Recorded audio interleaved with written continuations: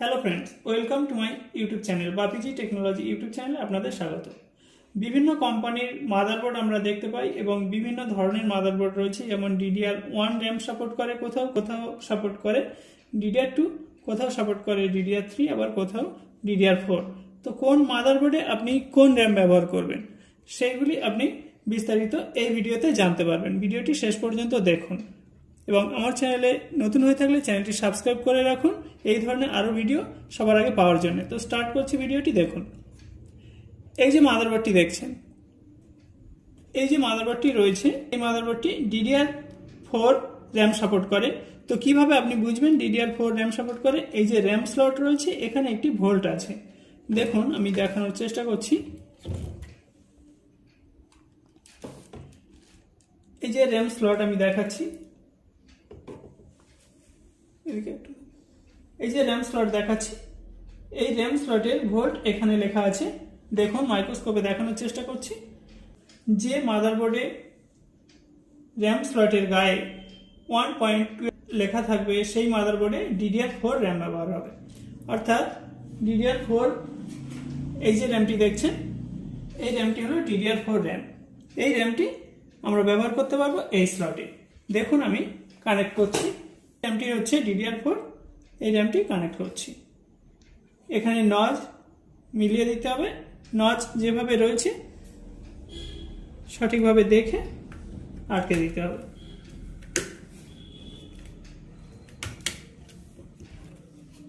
DDR4 RAM এখানে যুক্ত করলাম। এরপর আরেকটি মাদারবোর্ড আমি দেখাচ্ছি। এখানে এই যে মাদারবোর্ডটি রয়েছে এই মাদারবোর্ডে যে ভোল্ট রয়েছে সেই ভোল্ট অনুযায়ী আমরা এখানে র‍্যাম ব্যবহার করব। তো ভোল্ট প্রথমে আমরা দেখে নিই কি আছে। মাদারবোর্ডটি রয়েছে এই মাদারবোর্ডের ভোল্ট হচ্ছে 1.5 ভোল্ট, দেখতে পাচ্ছেন এখানে 1.5 ভোল্ট। তো 1.5 ভোল্ট যেখানে থাকবে সেখানে ব্যবহার করতে হবে DDR3 র‍্যাম। DDR3 র‍্যাম এখানে যুক্ত করছি, 3 র‍্যাম এখানে ব্যবহার করা যাবে। দেখুন এভাবে নজ মিলিয়ে বসিয়ে দেব। এরপর এই যে মাদারবোর্ডটি রয়েছে এই মাদারবোর্ডে ব্যবহার হবে DDR2 র‍্যাম। তো এই DDR2 র‍্যাম ব্যবহার করব এখানে, তার জন্য ভোল্ট কত আছে দেখে নেওয়া যাক। এই যে 1.8 ভোল্ট, 1.8 ভোল্ট, অর্থাৎ এখানে ব্যবহার হবে DDR2 র‍্যাম। দেখুন DDR2 র‍্যাম যুক্ত করছি এখানে। এই যে র‍্যামটি রয়েছে DDR2 র‍্যাম, এই র‍্যামটি আমরা এখানে যুক্ত করব। এভাবে নজ দেখে বসিয়ে দেব। এই যে মাদারবোর্ডটি দেখছেন এই মাদারবোর্ডটি এখানে ব্যবহার হবে DDR1 র‍্যাম। এই যে র‍্যাম স্লট রয়েছে র‍্যাম স্লটের ভোল্ট DDR1 র‍্যামের জন্য কত হয় দেখে নিন। এই মাদারবোর্ডে র‍্যাম স্লটের গায়ে এই যে র‍্যাম স্লট রয়েছে র‍্যাম স্লটের গায়ে ভোল্ট রয়েছে, দেখুন এখানে 2.5।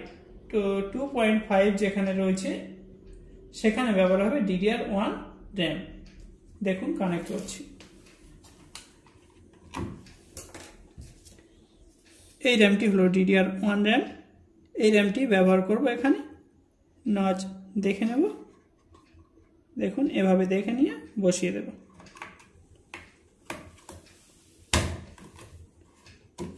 DDR1 র‍্যাম কানেক্ট হয়ে গেছে।